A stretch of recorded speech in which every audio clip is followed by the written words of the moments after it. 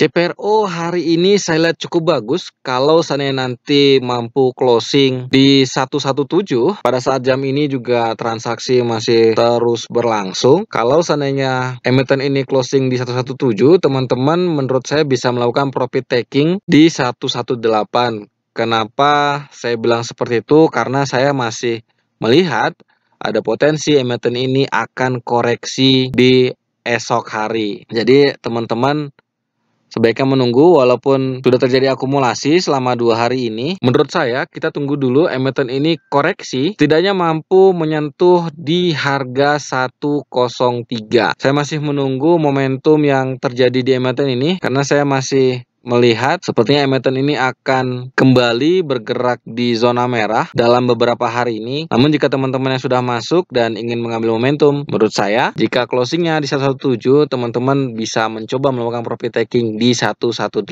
Kalau seandainya diangkat syukur, namun jika ternyata koreksi, teman-teman bisa setidaknya mengambil cuan secukupnya di emiten ini karena dalam beberapa hari yang lalu dari tanggal 25 dan tanggal 26, emiten ini sempat koreksi dan mampu closing di tanggal 26 kemarin di -1. Ini cukup baik. Dan seperti yang teman lihat, ternyata hari ini juga kan sempat koreksi hingga di -5. Jadi menurut saya teman-teman tunggu dulu. Kita tunggu momentum sideways-nya supaya kita bisa mengambil cuan yang cukup maksimal di emiten ini.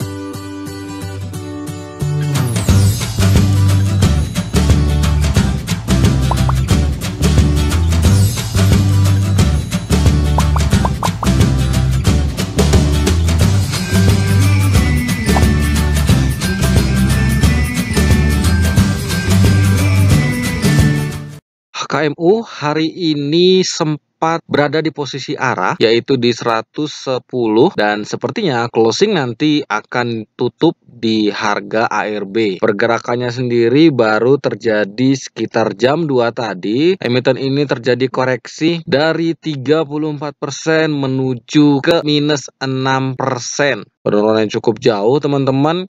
Semoga teman-teman tadi memantau emiten yang satu ini sehingga teman-teman yang sudah di dalam mampu melakukan setidaknya profit taking, tidak meng-hold emiten ini.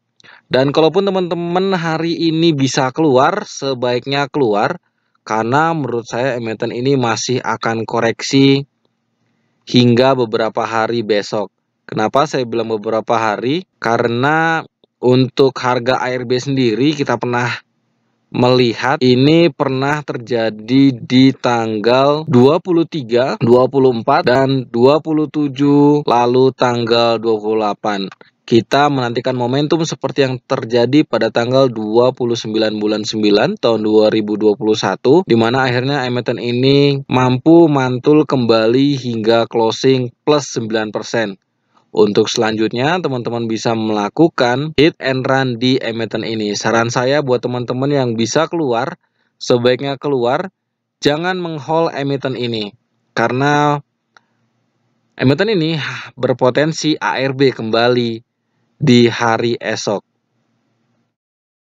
Sebaiknya teman-teman bermain cepat. Di 77 dari 110 ke 77 menurut saya cukup dalam.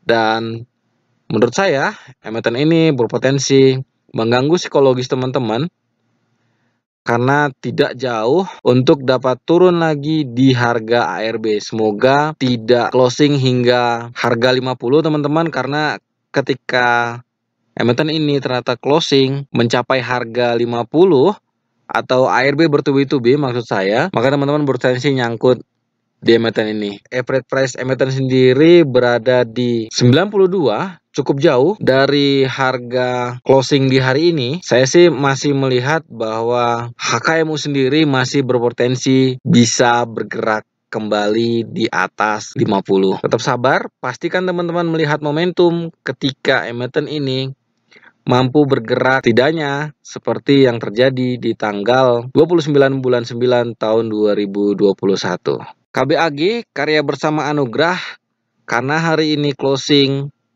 di harga ARB dan tadi sempat naik sekitar 6%. Selamat buat teman-teman yang bisa ambil cuan di emiten ini. Dan sama seperti dengan HKMU tadi, teman-teman sebaiknya menunggu momentum. Tentunya tidak seperti yang terjadi hari ini, teman-teman. Kalau teman-teman melihat momentum seperti hari ini, memang sebaiknya melakukan profit taking. Dan saya tidak menyarankan teman-teman masuk di emiten ini pada hari ini, karena besok ada berpotensi emiten ini akan opening langsung di harga ARB. Dari 109, menurut saya posisi ARB-nya untuk besok itu berada di 102. Pastikan teman-teman tidak dulu mengakumulasi emiten ini, dan kalaupun teman-teman yang masih di luar, saya sarankan tidak masuk ke emiten ini. Tetap bata risiko. Untuk BP yang hari ini bergerak dari 50 menuju ke 52 dengan volume transaksi sekitar 6,7 juta lembar dan terlihat terjadi akumulasi oleh asing. Menurut saya teman-teman sudah cukup untuk bermain di emiten ini, karena sepertinya akan stuck dulu di harga 50. Ini menurut saya cukup berbahaya buat teman-teman, karena sebentar lagi momentum di bulan Desember akan tiba. Jadi sebaiknya teman-teman hindari dulu emiten ini dan jangan dulu berharap emiten ini mampu ditektokin di 50 menuju ke 51. Saran saya seperti itu, walaupun volume transaksi cukup oke, tapi saya melihat sepertinya emiten ini akan beberapa hari atau mungkin beberapa minggu berada di posisi 50. Sayangi dana Anda, karena ketika teman-teman nanti nyangkut di 50, teman-teman tidak bisa melakukan transaksi apa-apa selain penjualan di nego. MPPA hari ini closing, kemungkinan akan closing di harga ARB-nya di 446, volume transaksi mencapai 1,5 juta lembar. Dan teman-teman lihat di sini ternyata dari tanggal 9 bulan 11 hingga hari ini terjadi distribusi di emiten ini. Untuk jangka panjang menurut saya teman-teman cari saja emiten yang lain. Saya melihat support emiten ini berada di 246. Untuk kondisi saat ini berada di 246.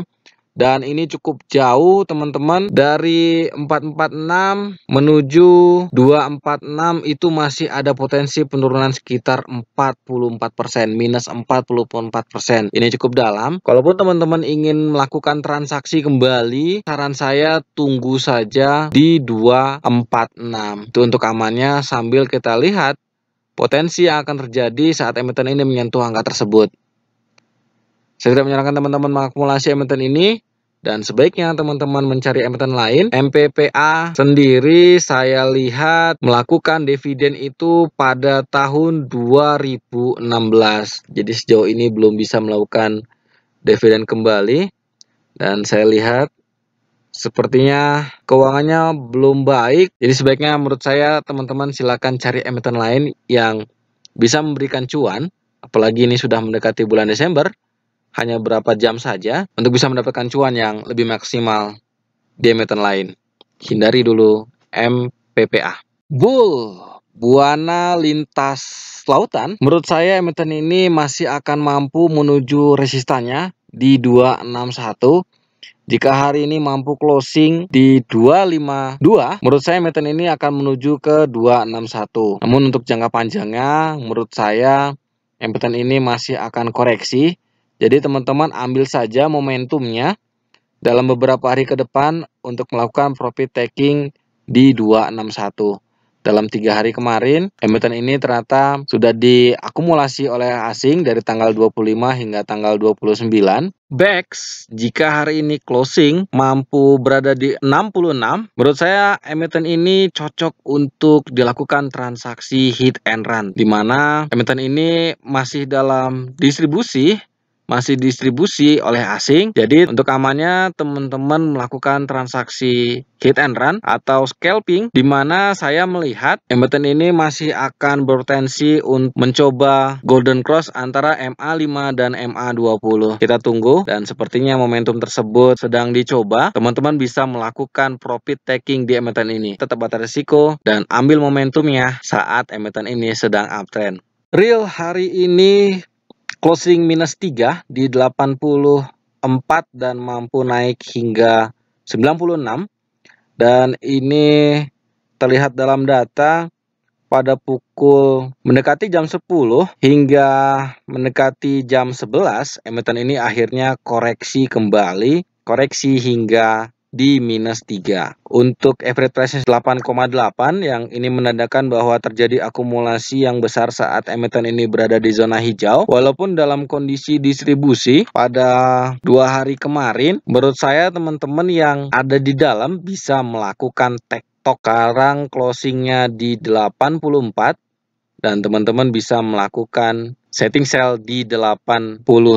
Dan biasanya teman-teman yang scalper melakukan hal ini di mana teman-teman lihat average price dengan closing emiten ini itu di 88 menuju ke 84, ada sekitar selisih 4 poin. Jadi menurut saya emiten ini dapat dilakukan hit and run.